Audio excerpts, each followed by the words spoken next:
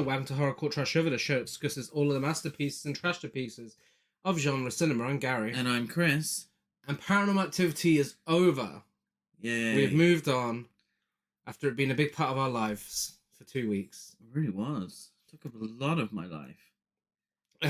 But really fucking did. Those are some long-ass episodes as well. They were some long-ass episodes. But today we are moving on to another part of found footage. But before we get to that point, what's new with Chris and Gary? Yeah, best of the week for me. First time watch. Surprised it was the first time watch. But it was Madonna, Truth or Dare. It's the same for me. I fucking love Madonna. Yeah. She is my favourite. Really, my favourite recording artist of all time. Go back to episode whatever it was, probably much longer ago than I'd like to admit. But we went through Madonna's complete filmography as an actress. Yeah. And this film, Madonna, Truth or Dare, is the real Madonna behind the scenes. Or as I'm assuming she meticulously allowed us to see. It seems very sincere and very honest to me. I feel like this is the real Madonna because she isn't afraid to show that she's very flawed. Yeah, in the sense of flawed, yes. And a lot of the reviews allude to her being rather bitchy, which is true. But I do feel like, you know, in the age-old tale as old as time, if she was a man, we wouldn't be saying how bitchy she was. True. But it's the truth. It's the truth of the matter. It's as simple as that. I thought she came across really well. The performances were top tier. Yeah. She was a bit weird at times, and she was bitchy, okay, but maybe I'm biased, but I forgive her. Not that it's my place to forgive her. She wasn't bitchy about me, but I like the fact that she was bitchy, and I like the fact that she wasn't perfect, and that's what makes her even more likable to me. Yeah. It's a top tier music documentary with, like Chris said, some top tier performances, and we even get Al Pacino in there. We do. We get Olivia Newton-John, Kevin Costner. She's really bitchy about him. He deserved it. What I found really came across well was her relationship with her dancers. Yeah. And the two female singers that she, went on tour with. I feel like their relationship really shone through. And I hope that they're still friends. There's an actual documentary that was made within the last sort of 10 years about the dancers. The majority of them queer, black dancers and Latin American. And I really hope that they still keep in touch. Because I found the most sincere part was how she acted like a mother to them in many ways and protected them. And I loved it. I thought it was great. Yeah. I don't have a worst of the week. Do you?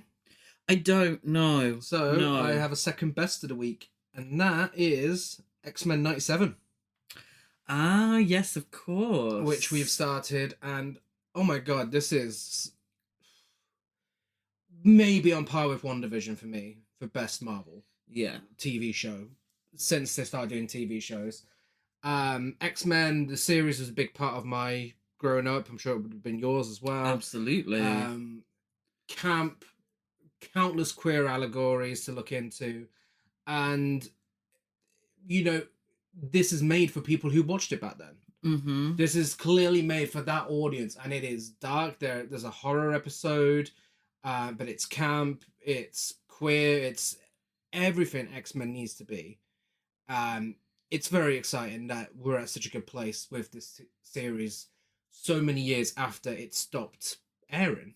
Yeah, I feel like the general history of, I'm just going to speak on Marvel, is that the comic books happened and the TV and the films happened, and they've all gone through their periods, their ups and downs and such. They've got a long and varied history. But what I've gathered, and I've never read any of the comic books, but the idea is that the comic books have been way more forward thinking than the films and the Yeah. TV series ever were in terms of representation, queer characters, racial minorities, all of that. Yeah. The comic books have been above and beyond in those regards, and the rest of the media is trying to catch up. Yeah. And I feel like this bridges that gap just a little bit. I think it could be more, of course, but you know, that's a conversation it's for not another over yet. time. It's not over. Absolutely, no, absolutely. But I feel like this wasn't afraid to do that and to sort of say, yeah, the X-Men is, you know, a pretty much a queer allegory. Yeah. You know, this is what we're showing. It's actually happening in the real world. They're just not called mutants. They just don't have superpowers. You know, it's I really, really, really enjoyed X-Men 97. Yeah, it's I think there's 4 episodes left, and I really hope it gets another season. Yeah. Any more highlights for the week? Yeah, so honorable mentions. I watched The Opposite of Sex for the first time. You did? And I loved it. I feel like I've told the story on the podcast before of the sleepover where my friends put on The Opposite of Sex thinking it was going to be something that it wasn't, and it wasn't a very queer black comedy. Yeah, it's a lot of fun, and Christina Ricci, oh my god, she slays the house down. She's the femme fatale for the 90s, isn't she? Oh, that image of her at the funeral smoking, iconic. We watched Girls Just Want to Have Fun. Yes, Girls with did Sarah want to Jessica have fun. Parker, and we had fun. If you enjoy 80s teen throwaway comedies with lots of Sarah Jessica Parker stand-in dancing, then you'll love Girls Just Want to Have Fun. Yeah. We watched Abigail, which is a really fun vampire film from Radio Silence. Yeah, it was good. It was good.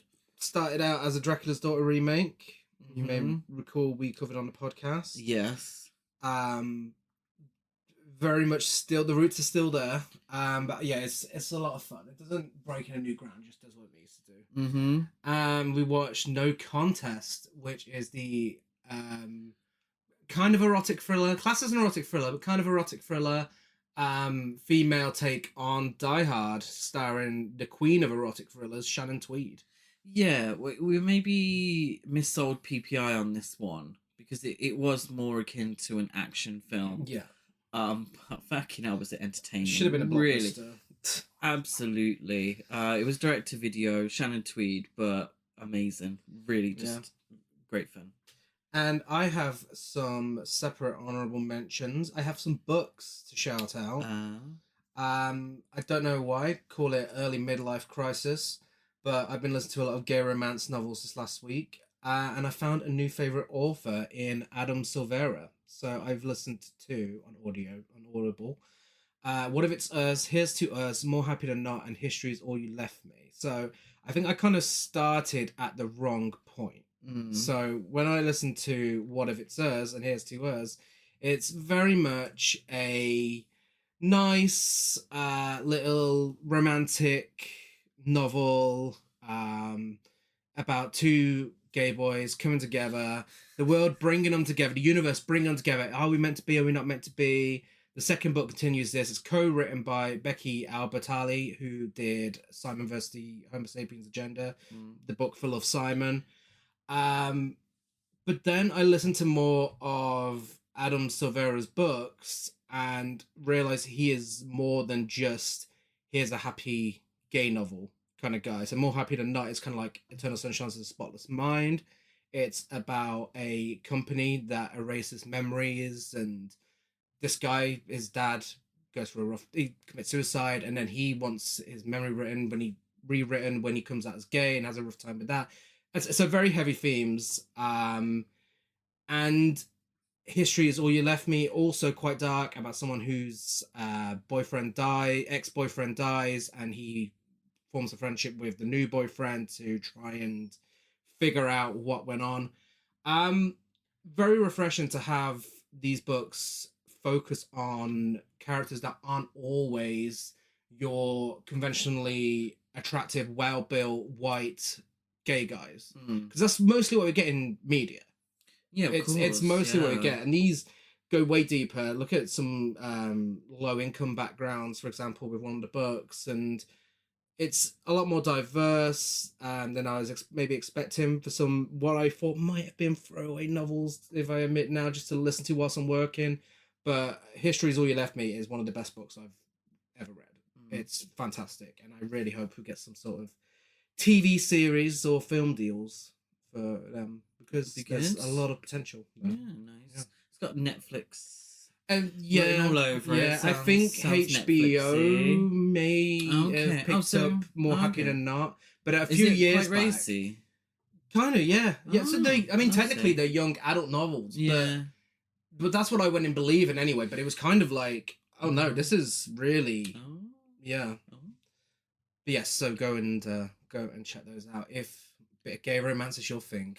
Speaking of gay romance, there's none to be found in this film. Today we're discussing... I was going to discuss 3 short films that we enjoyed this week. What are they? Well, number 1 was the Stand Up to Cancer performance. Oh, shut the fuck up. From Fashion Rocks from 2008.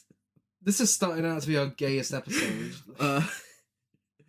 I'd seen snippets of one film, but I was pleased to see the whole thing. And that was the performance of Who Will Save Your Soul by Jessica Simpson and George. And the Nick Lachey and Jessica Simpson's Variety Hour, or whatever the fuck it was called. That's the one. And the last... was this new to you? This may have been a rewatch for me. Kim Cattrall Scatting? Kim Cattrall Scatting. No, that wasn't new to me. We've been a little obsessed. But yeah, the obsession's there. So 3 short films we highly recommend. Yes. This week. What? Media? Thank you. So that brings us to the next part in our journey through found footage. And let's go from the back end of 2009. Excuse me. Coming in the back door. I don't know 2009 that well. Of course, Paranormal Activity was released. That's where I left you last with the little found footage history journey. After that, what did we get? I don't know. Shite. Yes. We got a shitload of fucking rip-offs. Yeah. Primarily the Paranormal Entity films, which was started by Shane Van Dyke. Oh, yes, that is Dick Van Dyke's son. Was he the one that was involved in Diagnosis Murder? Potentially. But he made Paranormal Entity for our followers on Twitter, The Asylum. The good folks over at The Asylum. I have to say, I thought they were parodies. Paranormal Entity? No. Yeah. No, this is a serious, to be honest, a little too serious at times. Oh, no. It's... Yeah. Then they had Gacy House, which in the Gacy UK... House? Yeah, so they go John to Wayne a house Gacy. to search for the ghost of John Wayne Gacy. I see. And he comes back and kills everyone. Uh-huh. That's Paranormal Entity 2. Then there was an Exorcist. That's highly inappropriate. Very inappropriate. Yeah, highly. There is a scene where they have a schoolboy's sports t-shirt and they try and summon him through that. Oh, for fuck's sake. Then there was Annalise, the Exorcist tapes, Paranormal Entity 3. One of the worst things I've ever seen. Annalise. And then there was 100 Ghost Street, The Return of Richard Speck, Paranormal Entity 4. In the UK, that is. Yeah. We also... So these are the ones you've seen? Unfortunately, I've seen all 4 of those. Wow. We had stuff like Hotel Hollywood, Eyes in the Dark, Sharome, which I believe is a Japanese mockumentary. The Virginity Hit, teen comedy. We would go on to have Project X, teen comedy. So people were going into different areas. We had Chronicle, Troll Hunter, which is very well regarded. I've never seen it. Atrocious. We had Megan is Missing, Grave Encounters, Apollo 18, which is in found footage from space. the awful The Devil Inside, which is a film that is essentially an advertisement for a website. The VHS series of films came out with anthology horror in the form of found footage. Fantastic idea, it's one of the more positive things to come out of Paranormal Activity. We had the Dinosaur Project and sequels as well. Grave Encounters spawned a sequel. Hal House spawned sequels. Paranormal Activity, of course, we've spoke about all of them. VHS sequels. Found footage was huge. It was everywhere. Yeah. And the parodies came in. We had the haunted house films, Supernatural Activity, or whatever the fuck that was called. And theatrically, it was huge. Video on demand, it was huge. Straight to DVD, it was huge. It was just, you could never escape these films. Yeah. Many, many years later, Unfriended was released, and that started off desktop horror. So, found footage in the form of stuff recorded on a laptop, which would eventually lead us to Host. Yes. Which I believe to be a recent reset for found footage, because it did it better than Unfriended did it. Probably did it on par with Missing and Searching, but it was top tier found footage. Everyone was talking about it, and it felt like the reset that was needed. Of course, that didn't stop the traditional found footage from still being released. Paranormal Activity, Next of Kin, being one of those, of course, which we discussed last week. But then this year, I feel like we've had another reset with Late Night with the Devil, which takes on the format of Ghostwatch, in that it's found footage in the way of a TV show gone wrong. Where it's going next, who knows? Maybe we'll have more to discuss next year. But there's been a few highlights, but mostly a lot of trash. In fairness, and I think I said it before, but essentially found footage is a genre that doesn't need a big budget. It's true. It's easy to make. But it can have a big budget. Yeah. Or a bigger budget than, other films, or you know what I mean. Yeah. Because it doesn't need a small budget, you get a lot of absolute shite. Yeah. And you have one low budget film that made a good amount of money, and then everybody tries to recreate it. Yeah. And I have right in front of me the list on Letterboxd. Found footage. The majority of horror, it's horror, the majority of it. So, we're speaking on horror films this month, so we'll stick to that. All of it looks exactly the fucking same. It does, and a lot of it really is. It is the exact same. It looks like the same old shit. All of the posters look so similar. Nothing stands out. There's one here. The only one that really stood out to me was one that was, I think, about football hooliganism. Wow. It's like completely random. And I have to say, and I've said it time and time again, and you'll be pleased, next month when you won't hear me say it in an episode. Found footage is not my genre, and for this exact reason, because it all just feels like the same. The YouTube videos. That was going to be my next talking point. Yeah, all feel like, as well as the films. The next thing to come along with this were YouTube videos. Yeah, because Marble Hornets was released, I believe, around the same time Paranormal Activity got big, and that focused on Slenderman. And it was a mini web series, and I watched it for about 100 episodes, I think it was. I think it might be still going, but I got to a point where I was like, I can't carry on following this shit. But it started off really creepy and really effective, because that felt like something new, and it was a little web series, and it was really well done the way they did it.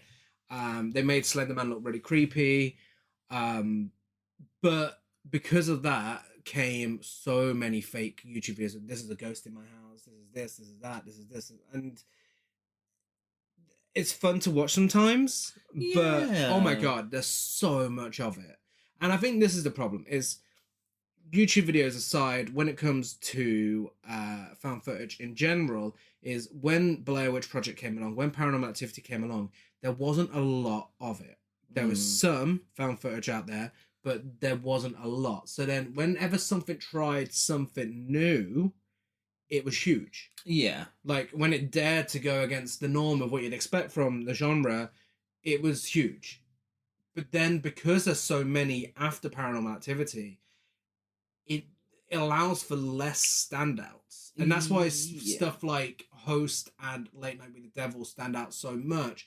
It's because people probably went into them expecting the same thing again and again. And they actually got something a little different, something refreshing. You know, it's those ones where if you hear something about it, there's a good chance you should watch it. If you don't hear anything about it and it's like Paranormal Evidence 500 or whatever, there's a good chance you should probably avoid it. Yeah. But amongst all of these countless found footage films released post Paranormal Activity, there's a little gem in there. One that did get a theatrical release. And one we're here to talk about today. It is The Last Exorcism, released in 2010.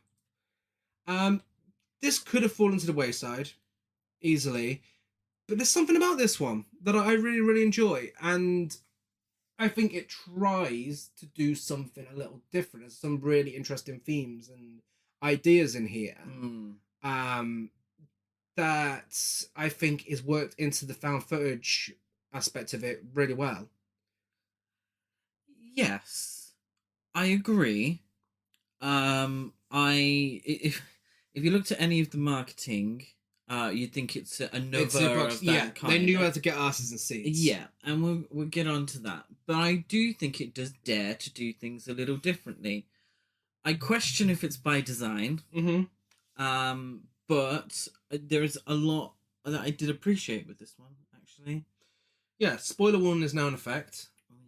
It's directed by Daniel Stan, who did 13 Sins, A Necessary Death, Pray for the Devil, Them, Into the Dark, Scream, the TV series, did an episode of that, Incorporated, Fear the Walking Dead, and Intruders. And it's written by Hook Botko, who did Mail Order Wife. I don't want to know what that's about.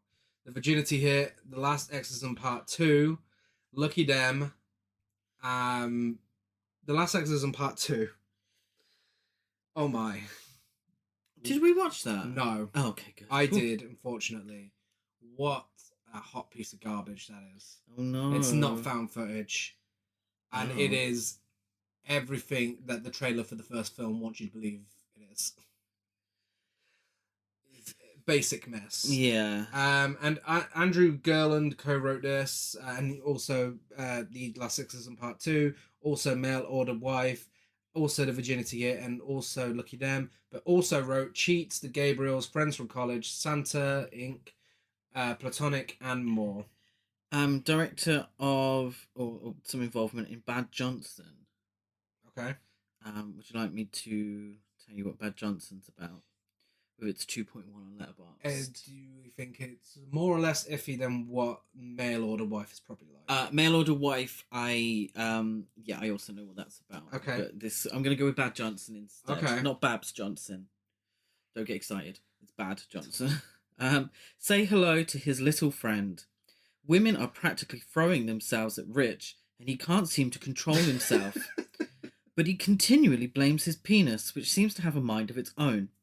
After ruining yet another promising relationship with Jamie, Rich has finally had enough and wishes his penis would just leave him alone. The next morning, Rich wakes up to find his wish has come true and his Johnson is no longer on his body. Even worse, Rich is shocked to discover that his penis has taken human form. So yes, it's a miracle The Last Exorcism is as good as it is. Because it's also produced by Eli Roth and Strike, his production team.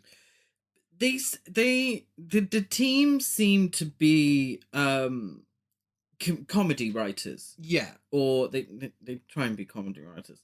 I haven't seen the film, so I can't judge, but it's not looking great. So that's actually the aspect of the film that I appreciate the most. Yeah. So I do kind of think maybe it was meant to be a little comedic. I fully believe this film was meant to be comedic at times. I mean, the one shot, again, we've gave it a spoiler warning, but the occult at the end, when it's revealed that it's a cult, and it shows you the occult symbol on the wall, and it gives you the dramatic zoom, and it's like, dum, and it gives that big dramatic sound effect. That's fucking funny. That's camp. Yeah. Like, there's no way that's unintentional. Yeah. You know, I feel like there are a lot of serious aspects to the film, and there's a lot of funny aspects to it, and I think it does quite a good job of blending it. Yeah. It was made on a budget of $1.8 million. Again, yeah, no, as I was saying, Eli Roth produced this, and this is at a time where I think Eli Roth was a much better producer than he was director. Yeah. Obviously, we've got Thanksgiving now, so that changes that a little, but yeah, this hasn't got many Eli Rothisms in it. Do you know what I like about you, Gary? What? Is that one film can completely turn around. He's got another one with Jamie Lee Curtis coming out, so someone. You know, gotta keep up the faith. Do you know what? He did 10 shit films, but did one within the last year. It does not. So all is forgiven. No, it doesn't change the fact that I really don't like the guy. I think he's, listening back to previous interviews and such, I think he's a little homophobic. Yeah, not a fan of Eli Roth. And do you know what? I think a lot of the world's not a fan of Eli Roth right now. Yeah, so of I course. don't think I'm on my own. No, I said I liked it. You know, bodes well for our relationship. It made $69.4 million worldwide. I cook you 10 shit meals, but as long as the last one was good, everything's fine. That's how it works. Yeah. I've never cooked a shit meal in my life, by the way. The Last Exorcism made on a $1.8 million budget, and it made $69.4 million worldwide. Oh. So it earned Excuse me. It earned over... If only the Virgin hit got 69 million worldwide. I don't think it even reached 6. It earned over 10 times its budget and recouped all its marketing costs during the opening weekend alone. Yeah. So this is, you know, the year after Paranormal Activity. People were still going to see these. I wonder which one broke it. I wonder which of the found footage films, the big screen found footage films, broke the cycle and made no money. Oh, I don't know. Because a lot of these, looking at that gigantic list, a lot of them are going to be direct to video anyway, so you don't really know with that one. In terms of theatrical release, who knows? Probably one of was it Paranormal Activity 4? Ghost Dimension. Let's see. see. I wonder if anything was released after Ghost Dimension found footage wise at the cinema. Because they just churned this shit out. Yeah. So Blair Witch was released after Ghost Dimension. Unfriended Dark Web. I doubt that made much money. We liked it, but I doubt it made much money. But are we not getting found footage now, still? It took a break, didn't it? When was the last... I feel like Late Night with the Devil was probably the first one since... I suppose we did have Missing. Yeah. It's just, it's slowed down. But it took another form. So something like Host was very much a product of its time. Yeah. And when I say that, I mean specifically the pandemic. Yeah. And everyone under quarantine. Absolutely a product. Yeah. It was the only time where you could make that film. Mm-hmm. The way that it was. Yeah? Yeah. So, and that's great. Love when films, you know, spark a moment in time. Love that. I obviously didn't love the pandemic. No. I'd rather it not exist because the pandemic didn't exist, but that's another story. But that's the only one I can think. I mean, we see these, for us, it's all these YouTube videos. Well, yeah. I mean, we haven't watched the Chills in ages. I'm interested to Burger see... King foot lettuce. If you know, you know. I'm interested to see where things go with Late Night with the Devil's success. But that's a throwback to the past. That's why I'm interested. If we can get a slew of Ghostwatch ripoffs, please throw them my way. Check out Haunted or Still Alive. I would love if they... What sort of old school TV show would you like them to do next? That was obviously talk show. Top of the Pops. Oh. Top of the Pops gone wrong. Yeah. Although, maybe that's what the new M. Night Shyamalan's going to be. What's the American equivalent of Top of the... Solid Gold? Yeah. Soul Train? Dancing with the Stars. No, yeah, Dancing with the Stars. Backbend into the Splits and Dancing with the Stars. Excuse me, don't ruin my punchline. The Last Exorcism, the film's poster was banned in the UK after receiving many complaints deeming it offensive. Inaccurate would be the word I would use. I don't know if it's the one of her in the corner. I think it's more the one where she's doing the backbend with a cross above her. Oh, excuse me. Oh, did the church still care in 2010? Apparently. I thought Madonna had stopped all Hey, that. they've been complaining about Immaculate, so... Oh. Well, Immaculate really goes wild with that. Yeah. As a novel marketing device, because as we've learned with these films, they always have to have a specific marketing thing if they want to be successful. This film used the most 2010 thing it could possibly use. Yes. It used chat roulette. Yes. Have you ever had the pleasure of going on chat roulette? One time. Oof. And it was a group of us at university, and it was I think we got one cock, if I remember correctly. Just one? Just one. It was actually quite dull. Actually, genuinely quite dull. Yeah, curiosity got the better of me. I went on there maybe twice, and there was a lot of cocks. Yeah. And the problem is the moment, and it really, really iffy. And then the moment we sort of matched with anyone who seemed a fair bit younger, we were like, this feels icky. Internet's a wild place. Chat roulette and all those associated things, Omegle and all that. Wild to think that they exist. And they probably still exist. Yeah. They probably still exist. Yeah. But on chat roulette for the Last Exorcism, they put this girl on there. She's looking like she's about to undress, get all sexy. And she does a demon face, and it gives you the website for the Last Exorcism. Which is weird because we watched number one. It has absolutely nothing to do with this film whatsoever, not even close. And secondly, we watched the compilation, and there were some clearly underage people, and she's doing this sexy take off her top, and you don't see anything. You don't see anything. But the insinuation is that she's about to take her hoodie off in a sexy way. Yeah, I mean, it's wild. The internet has always been the Wild West. That's the only reason people went on chat roulette. Yeah, and that's why there's such a iffy, varied age range on there, because there's no control on it on the internet. All you have to do is click a button saying you're 18 and you're allowed on. You don't have to do anything to get on there. Even if you had to give a date of birth, they'd put a fucking fake one. Yeah. But yeah, chat roulette is a throwback that no one needs back in their life. Not at all. But talking about the age range, you do realise this film's a PG-13. Oh, is it really? Yep. Oh, okay. So that's probably the target audience. Yeah, I suppose it is. Yeah. True. Yeah, but I mean, it's got a 15 in the UK, but yeah, PG-13 in America. Should we talk about who's in it? Yeah, in a section we like to call "Hey, I know you." You should. You absolutely should. Who? Patrick Fabian plays Cotton Marcus. Yeah. With a performance based on Jimmy Swaggart and Burt Lancaster in Armagantry. Oh, okay. He was in Better Call Saul, Atlas Shrugged 2, The Strike, Star Trek Voyager, Eat Brains Love. Oh, okay. Big Shot, Murder, She Wrote. Nice. And many more, including Ugly Betty. Oh. It looks like he was also in Twitches 1 and 2. Yeah. Which I very much would like to watch. Okay. With the sisters from Sister. Okay. Tia and Tamara. Wow. I think he is so good in this film. He has that right level of cockiness that isn't too much to the point where he's unlikable. What he's saying is raising a good point. Yeah, he's a con man taking money from these people, but he raises a good point. And there's still something likable about him there. Really interesting character and a really, really good performance. He, dare I say, gets a fair bit of development. Actually. Yeah.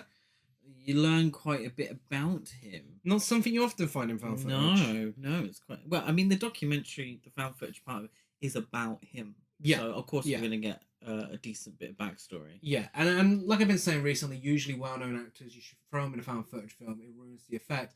I think it actually benefits the film here because of the documentary style. With all due respect to Patrick Fabian, I don't think either of us were sat there saying, oh, it's him from Ugly Betty. No, but there's a chance that we would know him. Is what I mean. When I say someone well known, suppose. People who there's a chance that we could know. I feel like by this part, we're not pretending that these are real. Yeah, it's true. We've got opening logos and end credits now. Yeah. Ashley Bell plays Nell Margaret Sweetser, and she was in Carnage Park, Love and Bananas, Novitiate, Final Destination 5, Furry Vengeance, The Last Exorcism Part 2, Don't Wake Mummy, and more. And Love and Air Sex. Don't Wake Mummy looks like your sort of thing. Don't Wake Mummy. I think it is a film. Oh, okay. A TV film. Oh, I see. Very much in the vein of the wrong doctor, the wrong teacher. And... Be careful of the hand that rocks the cradle. Molly is struggling with being a new mom, but after meeting Beth, things temporarily improve, only to turn sinister as Beth's dark intentions are brought to light. Oh, okay. That's a film we've seen 1,000 times, but yeah.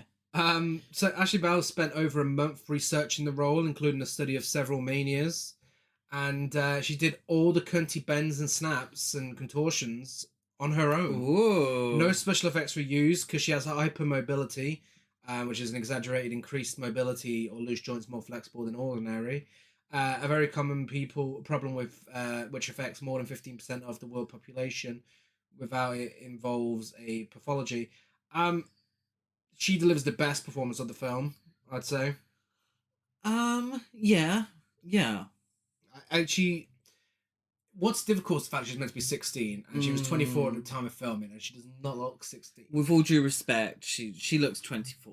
But once you get past that, I think she really fully commits to the is she, isn't she possessed, shouted girl. I think she had to do a performance. Yeah. And it's a performance that was very physical. Mm-hmm. And she does the physicality very well. Yeah. And then there are other bits, but the main takeaway from the performance and from the film, I feel, is her sort of physical acting. Yeah. Which she does very well. Mm-hmm. Because she has that sort of double jointedness. Yeah. Yeah. Iris Sparr plays Iris Raisin.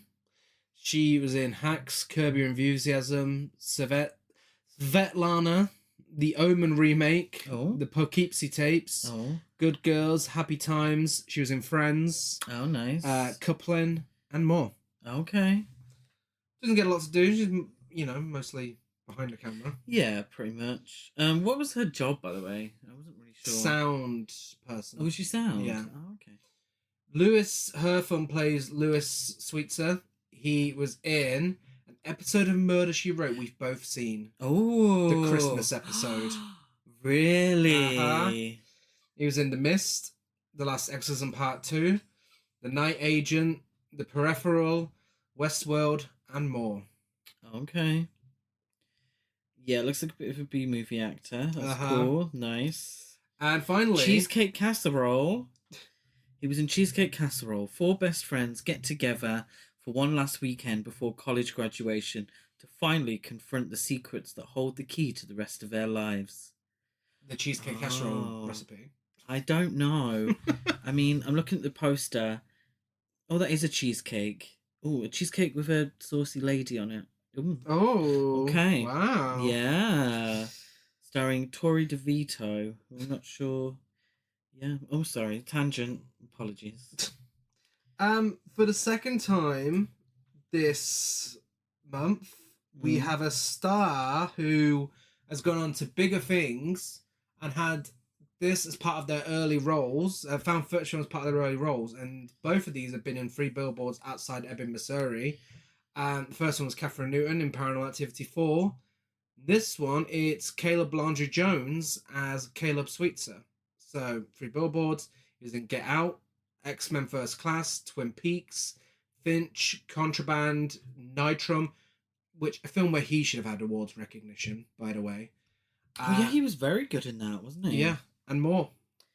I think he's a great actor. I think he is. I like how he, and I mean this with all due respect, he kind of recognizes that he looks a little different. Yeah. Not massively, mm-hmm. but it makes him perfect for certain roles. Yeah. And he's just gone with it. He's like, oh, need a slightly creepy kid. Here I am.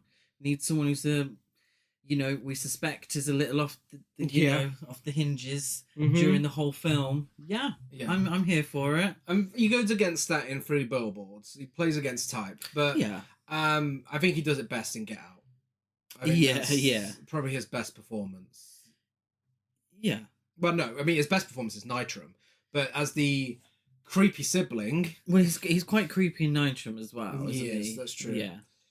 I mean, embrace what you've got. Yeah. And that's not to say he's hideous. I think we all understand what I mean. I think we all understand. Thank you. I don't want anyone to say, "Oh, he called you ugly." That's not what I'm saying, but slightly different. So let's talk about our feature presentation. Nothing to be nervous about. It's coming through my skin. Let him come now. Oh my God. Do you hear that? Shh. What is she doing? I don't know. Demon, cast yourself out. Run! Oh my God. In the name of Jesus Christ, I command thee to be gone! The Last Exorcism, rated PG-13, in theaters everywhere, August 27th. So we start with filmmakers Iris and Daniel documenting Cotton Marcus. The film was originally called Cotton. Oh. The title's been taken though, 100%. Cotton Marcus is a reverend living in Baton Rouge, Louisiana, who seeks to delegitimize exorcisms. We open with him shaving for some reason, and Dusty Springfield be pleased because he's the son of a preacher man. He is, and was a child preacher as well growing up. Yeah. His wife, I mean, she's not really much. Oh, okay. Sorry. Excuse me. Sorry, she wasn't doing. She's backbends. not really much personality-wise, is she? And she's not really in much of the film. She's not. No. But she's like, oh my Cotton, he's such a born entertainer. But he's always doing lip syncs and doing the splits, and I don't know what it is about him. But he writes plays and he incorporates his showmanship into his sermons. Yeah, and it's all quite camp, really, isn't it? It is. It's very Elmer Gantry. It is. He tells the crew about how no one actually listens to his sermons, to the point that he can go out there and talk about his mum's banana bread recipe and no one would even know. He proves his point, he does it, and he wins a $10 bet. So his sort of loss of faith is after the birth of his disabled son. Yeah, because it almost resulted in his death. Yeah, and sort of the idea was, why would God allow this to happen? Yeah. My father's been, preaching all his life. I have, he was the little boy Cotton who performed his first exorcism at 10, according to the local newspaper. So he's found almost a cynicism against the church because of this. And so he uses it to his financial gain, really. So he's performed many exorcisms, fake exorcisms, on individuals who believe they've been possessed. And he says to the documentary makers, he says, I do not believe in actual demons, no. But when I was doing exorcisms, I acted like I did. It's not like I saw any demons come out of anybody. Yeah. And then Iris, accuses him of being a fraud. And he says that, well, that's your word, not mine. I wouldn't say that. I would say that for the last couple of years, what I've been doing is doing what I've always been doing, which is delivering a service for a person who needs it in a way that they need it. I'm not saying I'm a doctor, but I am saying that I helped heal people from what ailed them. Yeah. Which is really interesting. It's just so the backbone of the film. Yeah. Is this idea that he doesn't believe anything that he's doing. Yeah. And it's also, I feel, where some of the comedy comes into play. Yeah, no, definitely. It's it's a really interesting message because he also explains the state of exorcisms and the dangers of it. To the point, a 10-year-old boy who was autistic was suffocated because he had an exorcism when he actually didn't need an exorcism. And this is why he wants out of the business. So it's a really interesting look into religion and extreme levels of religion where so much of your life is based around it to the point that you are fully believe in these things and living your life around it to the point that a kid died because his parents were convinced that he was possessed by the devil. Yeah. And the idea of, him helping people by doing these fake exorcisms, helping them get through what they're going through because they're so obsessed with religion. Really interesting stuff. And the question is, who is to blame in these situations? Yeah. Is it those who are perceived as gullible in some way for believing all of this? Or is it the people who are feeding them this bullshit? Yeah. Yeah. Or, you know what I mean. Yeah. And I'm not here to insult anybody's religion. Well, but no. Him performing fake exorcisms is him selling bullshit to people, literally. He accepts an exorcism request sent by Louis Sweetser, a farmer who suspects his daughter Nell is possessed by Satan. So Louis is definitely a case for the dangerous levels of religion. Yeah. And we'll get to that a little later on as the film goes on. But this is the first in a pile. So this is the first request on a pile. Yeah, picked at random to for the documentary and for Cotton to show his way of disproving exorcisms. Yeah, so he believes that Louis is the one possessed. From reading the letter. Because of the way it's worded. But he's also, he's like, well, I'm going to show what's it called? That documentary or Behind the Magic or the real. Yeah. And somebody he did one for wrestling as well, where people hid their identities and showed you the real truth behind the magic tricks. And did you ever see that? No. Oh my god, it was high camp. It must be on YouTube. We got to watch it. So on their way to the Sweetser residence, they interview some of the locals who know of all the weird rituals going on in the area, as well as the UFO landing site. It's very Blair Witch coded. Very, very Blair Witch coded. But much like Blair Witch, they actually predict what's going to happen in the film. Yeah. Like when they say about a group of cults doing rituals and such, it's like, oh no shit, this is actually what's going to happen by the end of the film. Yeah. Which is camp. Which is camp, but a little confusing, but camp. Yeah. Yeah.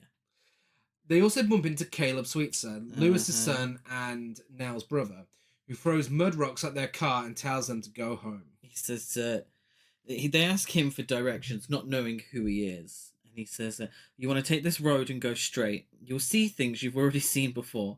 Keep on going. You're going to hit the highway? Okay. And then I want you to go back where you came from. I thought it was rotten eggs, but it was mud.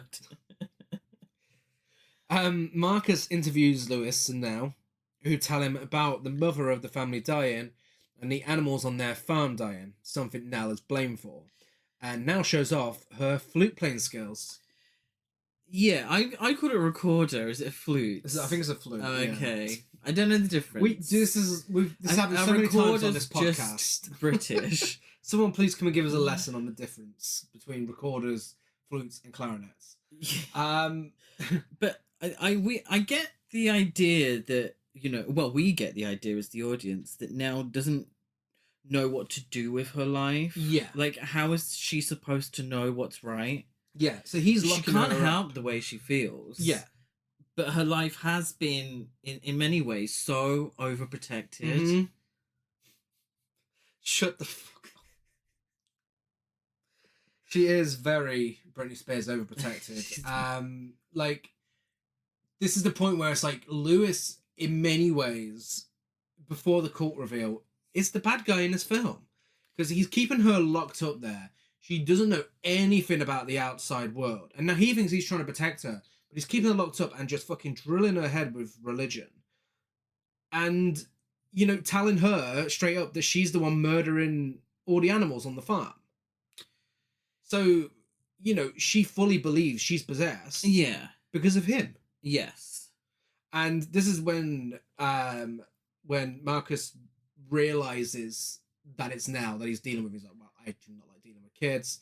But he still goes through with it. Because he wants to prove a point. He wants to prove a point. He does some stubborn. Yeah, he does some checks on her to see if she needs the exorcism.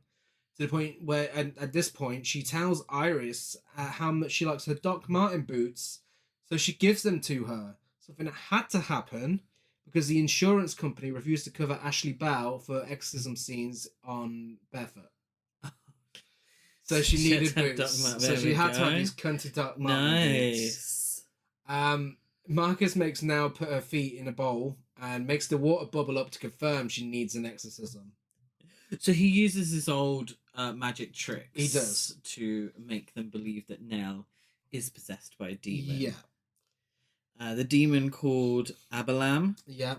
A powerful demon who defiles the innocent. Yes. Conducting the phony exorcism, he convinces her family that he has driven out the demon and leaves believing he has cured her of a mental state that was misdiagnosed as possession. Now, this is the interesting part. Yeah. So he believes that what he's doing actually does help people in a way. He wants to dispel exorcisms because of what happened to the young boy. Yeah. But he does believe that what he does helps people in a psychological way. Yeah. Almost like a placebo effect. Yes. I say almost. Definitely like a placebo effect. So he doesn't have any issues with taking money for this because he does believe that he has cured her of her ailments. Now, what she probably has is trauma. Yeah. To do with her mother's untimely death. The way that her, dad treats her. Her having very little or non-existent social life. Yeah. At her age, all of that. She's probably dealing with a lot mentally. And he feels like he's helped with that. So it's nice that he's not a perfect character. Because we sit here and we're like, no, you're a douchebag, man. Yeah. Like, get her the proper help that she needs. What are you doing? And he takes the money afterwards. He collects the money. And he's there counting it on camera. And he feels like he's done a good job. Yeah. This sequence proves that a comedy is done on purpose. Yeah. Because you've got this really over-the-top exorcism with a room shaking, his big demon voices. And with each thing that happens, it cuts away to him at the van, showing off his special effects. And like having this grin at the camera, and then as soon as the exorcism finishes, it cuts to him counting the money, and then he gives a message to Lewis from his dead wife to put away the bottle and stop his drinking problems. And all is cured. All is cured because he believes this is a message from his dead wife. But this is the thing. It's like, okay, that's funny. That is intentional comedy. It's funny. It's a dark humor. Yeah. It's definitely a dark humor, but it is quite humorous. Yeah. That night, Nal inexplicably appears in Marcus's motel room 5 miles away from her home. She's visibly unwell, yet a little cunty, let's be honest. She starts doing a striptease and tries to make out with Iris. We love a gay icon. She starts licking Iris's arm, so the demon inside her must be making her a bit gay. Yeah. As demons do, I still feel to this day. Well, yeah. Scientifically, that's our problem. Here we are, possessed by demons. Yeah. This is also the whole idea of the fact that he's gone out there to perform a fake exorcism to prove that it's all incorrect. It's all, a problem, it's dangerous. And then a girl travels 5 miles to his motel room and appears to be possessed. That's funny. It is. And it's essentially what the film is about. I suppose maybe this is time to talk about the marketing. Yeah. Because this whole beginning part of him being a fake exorcist isn't included in any of the marketing. No. It says he's performed how many exorcisms and plays it straight. Yeah, so this is his final one. Yes. And which makes it seem like every other film. Yeah. And I suppose that's my problem, is that up to this point it's been very interesting. From this point onwards, for me personally, it becomes cliched. And it plays into all the sort of archetypes of found footage, exorcism movies. And there are standout moments, but for me, this is where the film's, oh, okay, so you are that girl that I thought you were. Yeah. And so it goes by the numbers, I guess, in my opinion. Yeah, I mean, for me, it keeps the question going as to whether or not she's possessed for a long time. And to be honest, does it ever get answered? Yeah. Because, I mean, there's some weird things that happen, Hmm. but could they all be explained away? I mean, like, the big exorcism scene is in all the marketing. When I watched it at the cinema, I didn't know how to react to it. I thought it was a little jarring, the way it kind of ends, like, oh shit, no, she wasn't possessed. Like, yeah, you know? Yeah, which is, yeah. But my question, is that not the question all exorcism films do? Is this person actually possessed? I think so. In The Exorcist, how long is it until we finally realize that Reagan is possessed? Yeah. Is that not just the question we always ask in these films? That's true. Well, he takes Nell to the hospital, which concludes that she is in perfect physical condition. Lewis refuses to get psychological help for Nell because it's not the way of God, and because medical professionals couldn't save his wife. And it's like, okay, seriously, you are making this so much worse. Yes. Can I just say I'm living for the nurse? The nurse. What part of turn off the camera do you not understand? Well, when Marcus visits Lewis's former pastor to see if he could help, Joseph Manley, he informs him that he's not very Joseph Manley. Yeah, that's not his surname, Gary. He informs him that he's not seen Nell for 3 years, and he's joined by another queen, Becky Davis, who greets them, and she's very excited to be on camera. Please go onto IMDb and look at Becky Fly's. I mean, the fact that her name is Becky Fly. Look at her IMDb picture. Yes. Oh my god, it's such a slay. It is. I'm not sure of the context of it, but I'm living for it. It's so good. Lewis. Does she accuse anyone of casting aspersions on the pastor? Lewis takes Nell home, but chains her to the bed after she cuts Caleb's face with a knife. But this is the thing, you know, the pastor Manley, he tells Cotton that Nell was a vibrant, fun-loving girl before her father took her away from the church and the school. And then, chains her up after she slices her brother's face, seemingly, because her brother leaves a note saying, don't leave her with him. Yeah. And then we get to the point of the film where, like Gary said, we are questioning whether she's possessed or not, but we're also questioning whether her father is abusive. Yeah. Yeah. Which is quite dark, really, in the context of what we saw before, which, you know, and films are allowed to do that. But it's a very dark question to ask. It is. Like, what is happening here between father and daughter? And how dark is this going to get?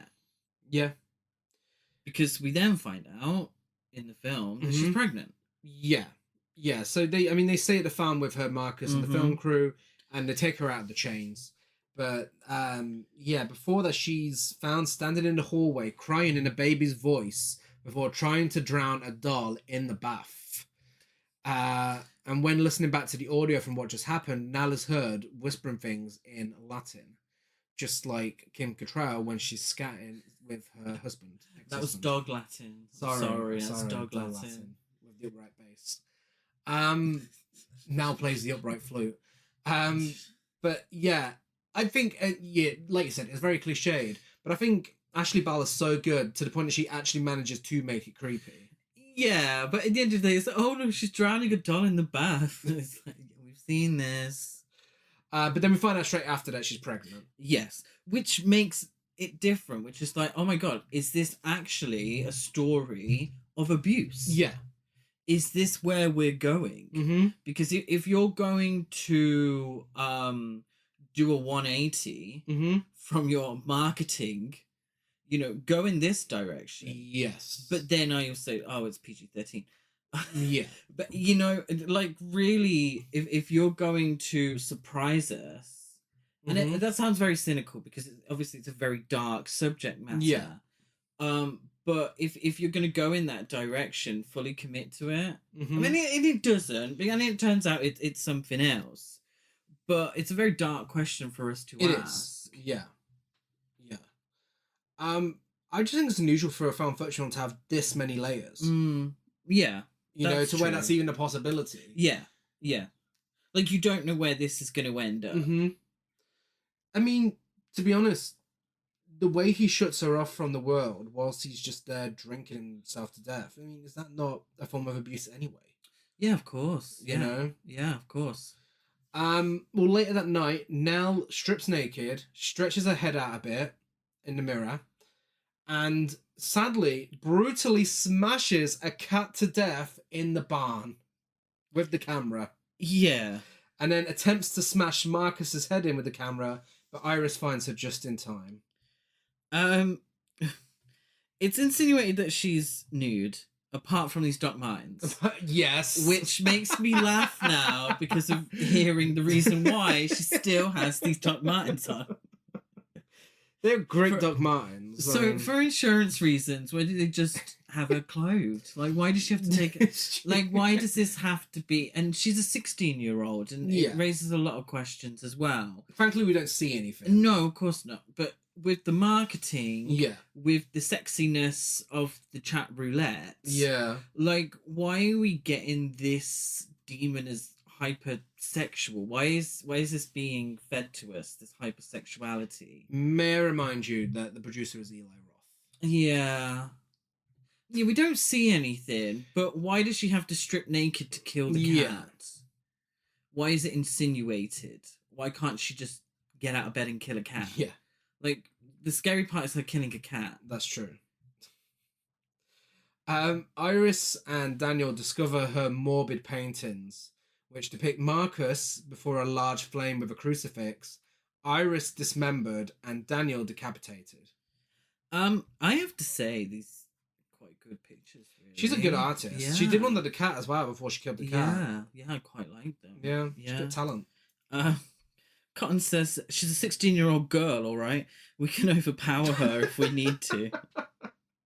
And Daniel replies, yeah, a 16-year-old girl and a 16-year-old psychopath are two different things. I mean, it's true. Yeah. I mean, really. Yeah. It's not about overpowering if somebody's about to bash your head in with a camera. She's been murdering a bunch of animals, you know. Yeah. It's... Lewis insists that Nell is a virgin and has been impregnated by the demon when he's told about her being pregnant. And it's the point, like, oh my god, this guy has fucking lost it. Like, clearly not. That's clearly not what's going down here. I mean, it is. But still, come on. Like, to a certain degree, if the poster didn't clearly show her as possessed in the corner of a room, I would be like, oh no, this is ridiculous. But it is kind of a bit like, well, all the marketing has shown, unless they're not going to show us any of it, which I think would be a little bit much. I think she's probably going to get possessed soon. Well, offended at Marcus's insistence that a demon is not involved, he demands that the crew leave and alludes to intending to kill now. So the crew tries to escape with her, but she attacks Marcus after smashing up her bedroom whilst playing the flute. This demon is so slay. Like, Angry Girl Playing the Flute should have been Taylor Swift's new album title. It should have theme, been. by the way. This demon is determined to make her slay. Like, smashing up a bedroom whilst playing the flute. Come on. Give me everything. Now we're in classic found footage territory, though. We are. This is classic found footage. Yeah. Like, oh, let me in, open the door. The lights are out. Yeah. She's on top of a wardrobe. She is.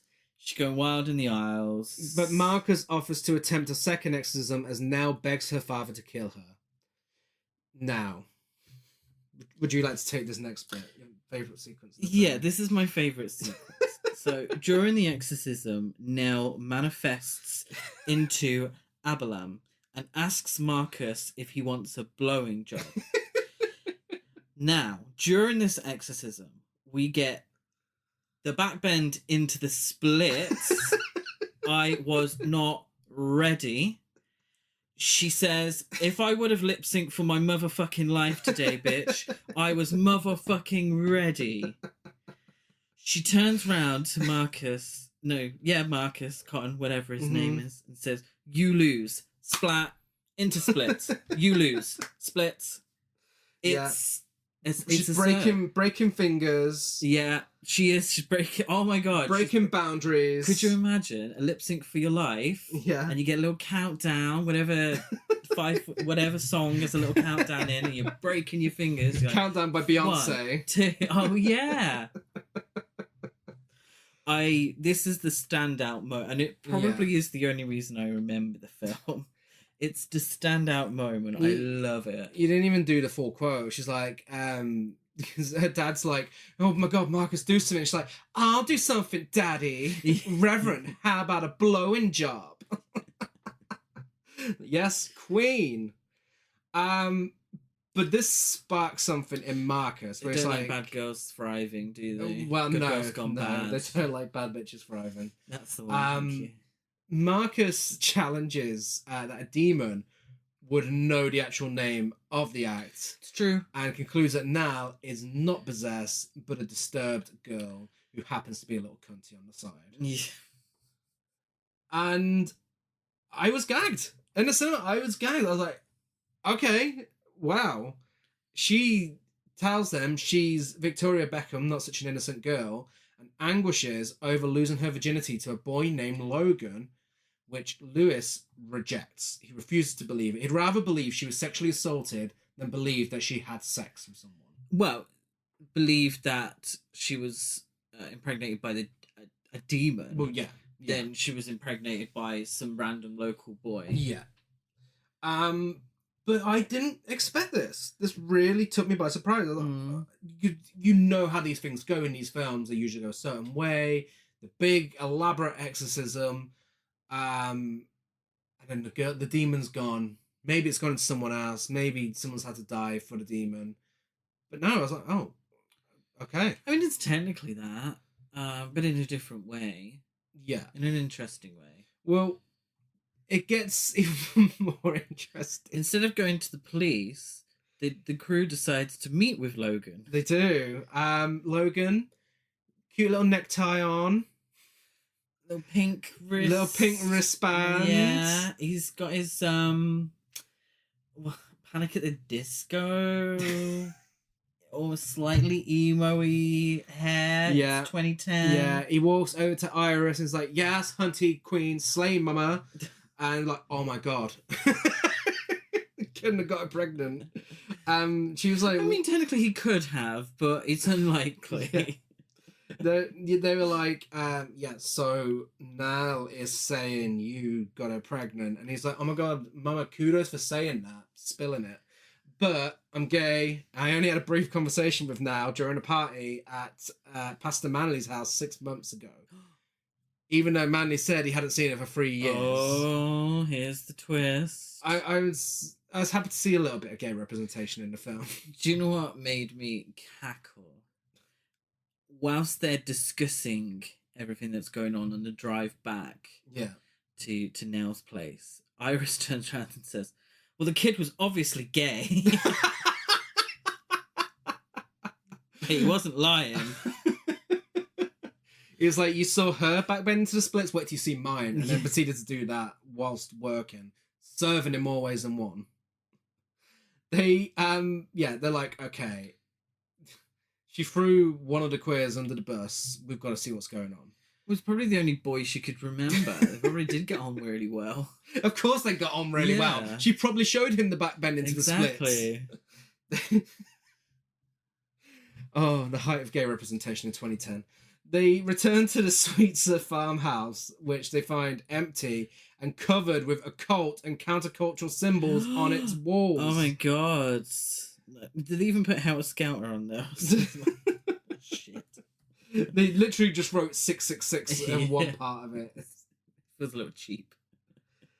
They go into the woods and the group sees a fire and a congregation of hooded cultists led by none other than Pastor Manley and Becky Fly. Becky Fly. Becky Fly's doing the best nursing She is doing what Rogue did a few weeks back in X-Men. She is delivering a baby. Lewis Gary. is bound, gagged, Spoiler. and blindfolded whilst hooded figures pray around an altar atop which Nell is bound. And she gives birth to what looks like a bit of jelly. It's an inhuman child. Iris says we should call the police, but nobody does. No, It's like, Iris shit, and Daniel Sherlock. are the voice of reason in the scene. They're constantly, no, let's fucking Yeah, get go out of there. here. Let's They're the get... ones filming this. They didn't Why want are to leave they- him there. Well, I mean, No. they have to soon. But... Yeah, like why are they this connection to this man? Just like, no, I'm out. Bye. Yeah. See ya. I don't think it would have done much good even if they did. No, I think... I really think you should call the Yeah. police. Bitch, you've got a phone. Use it. Well, the inhuman child manly throws it into the fire, which causes the fire to grow as demonic roars get bigger and bigger. They emanate. The fire gets bigger. Marcus, with his faith restored, grabs his cross and rushes towards... Grabs his what? Grabs his cross. Oh, it's a cross. And rushes towards the fire to combat the evil. Oh. Do you think he pressed the smoke button on it? Yeah, maybe. Iris... And there's a little holy water spray Yeah. coming out of it. Iris and Daniel flee, but Iris is killed with an axe after someone shouts, Oh. "Kill the bitch!" So that's a bit harsh. She hasn't done anything wrong. But the congregation members kill her, and Daniel wanders off on his own into the woods and is decapitated by Caleb. Yeah, as the pictures foretold. Yeah, And that's the Last Exorcism. it is. That ending was very much them saying, this is what audience... If we told audiences she wasn't possessed, she was just a victim of a sheltered, abusive lifestyle, they're not going to buy this shit. We need to go big. It's 2010. We need to go elaborate. Here we are. Yeah. Yeah, we'll come back to that in a second. First of all, Yes. camera logic. Should they have just put the camera down and run away? Is there a good reason to keep filming? When would you have given up the filming? The very moment I had any reason to believe that Nell's father was abusing her, That would be a good I would time. have stopped filming Yeah. and called the authorities. Yeah. Simple as that. It's true. There's no need to be your own detectives. You don't need to. No, there's no need. You're not actually going to save anyone in this situation unless you call the proper authorities. It's true. Which is what they should have done. I think the whole idea of filming to expose the dangers of believing in exorcisms is a very clever idea and just makes for such an intriguing premise. Mm. You know, I think that it's not something that's been done before. No, I suppose not. In the form of exorcisms, anyway. So yeah, it's really intriguing, and the fact that they hit it from the marketing as well, you know, it's a really interesting direction to go in. The cynical part of me says they hid it from the marketing Because no because one they would don't buy it. think Yeah. anyone would watch it. It's true. I think it's a very interesting part. I feel like if they could have went down the mockumentary Mm-hmm. part of it, then I feel like we could have had a actually quite funny film on our hands. And Yeah, I mean, this brings me to realism. So I think the idea of it being a steadily filmed documentary on a tripod and with some very steady handheld stuff to begin with, I think it adds to the mockumentary side of it and, you know, adds that bit of realism in there. And the fact that when shit hits the fan, the camera work is then all over the place. I think that's a real nice touch that adds to the realism. yeah, yeah, true. By the time you get to, obviously, your Rosemary's Baby finale, the realism's out the window. And when Nell picks up the camera, so because it's the only way we're gonna see her kill a cat, Yeah. and you think, why does she pick up the camera to kill the cat? True. Most effective scare for me, it's the idea of Lewis insisting on blaming everything on religion while he should be finding help for his daughter. That's the scariest part to me. It's true. The parts that actually could have been real, Yeah. him abusing his daughter Mhm. parts, yes, absolutely. Most likable and unlikable characters. For me, most likable was Nell, Marcus, and the film crew. Yeah, Nell was likable, definitely, which I appreciated because she needed to be. I suppose Lois is definitely the least Lewis, likable character. yeah. Stuck in the past, being the cause of a lot of the problems for his daughter and doing nothing to help Yeah. with the issues that he's caused, definitely. And then back to the ending thoughts. I think it's silly, but also kind of camp. I mean, like I said, that dramatic zoom in with the dramatic sound effect on the occult symbol. It's like, okay, this is just stupid now. And it's entertaining in a popcorn horror kind of way, but I don't know. I mean, obviously, part of me wishes they'd carried on down the realism route. And, you know, maybe even ended it there. You know, instead of going to the diner and finding out Logan was a friend of Dorothy's, maybe just leaving it there. She was a girl, sheltered, who got pregnant. Shame was the biggest horror in her life that caused all these psychological problems because of her father sheltering her. You went out to prove your last exorcism, that exorcism shouldn't be done. You proved it. Leave it there. Yeah. I suppose going with the demon route or whatever it was, it's never really fully explained the reason for everything. Yeah. By not doing that, it leaves you with too many questions. Yeah. So it's like, okay, so Father Cotton or Marcus, so was he wrong in the end? So does a god and demons and the devil exist? Is that a real thing? Because we all saw it emanate from the fire. Yeah. So that suggests that, yes, it is.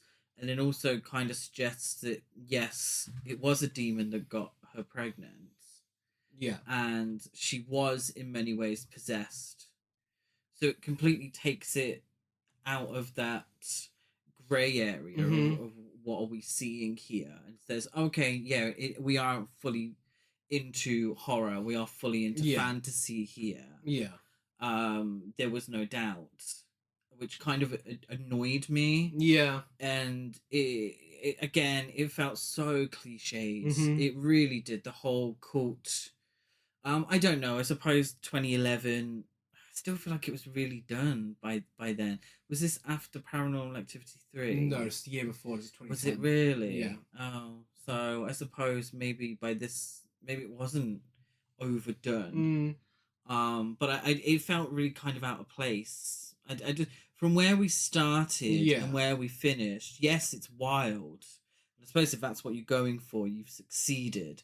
But it just, from the place where we started and the place where we ended, just for me, it didn't fit. Yeah. Shall we give it some awards? Yes. So biggest queen, I give it to The Office. When I give it to Now. Yeah, Now. Definitely. Becky as well. Becky is, Becky. Maybe just because of her IMDb. Maybe a little biased. Biggest gasp, I give it to the gay Logan reveal. Oh, I went with You Lose, The Splits. Splat. Best dialogue, I'll do something, Daddy. Reverend, how about a blowing job? The kid was obviously gay. And that's camp. It's got to be the backbend and the splits in Red Dot Martin boots. Yeah, it's Nell's Linda Blair Snatch Game performance. Amazing. Ratings, I give it 8 blowing jobs out of 10. I gave it 6 aggressive recorder solos out of 10, or should I say flute solos out of 10. Masterpiece, trash to be trash. Basically, a camp hole bunch of fun. It has its camp moments. It has its basic moments. Somewhere in the middle of those two. It's difficult. It's good, not bad. But yeah, it is what it is. It's somewhere in the middle.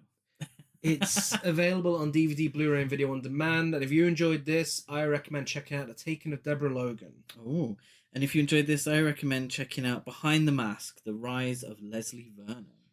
So we are Horror Cult Trash over on Facebook, Instagram, and TikTok. Horror Cult Trash on Twitter. I'm DelightGaz92 on Letterboxd, Gazman205 on Instagram, and GazCruise92 on Twitter. I'm Chris Barker823 on Instagram and Letterboxd. And we're Gasp Horror Festival as well across all social media.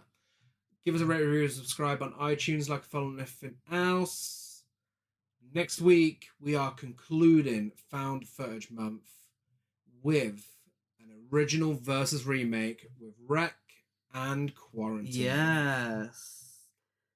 Very And- excited. yeah. I you've heard me bitch a lot about found footage, but next week we'll be talking about actually one of my favorites. Yes. So you won't hear me moan. Yeah. Ending it on a high note.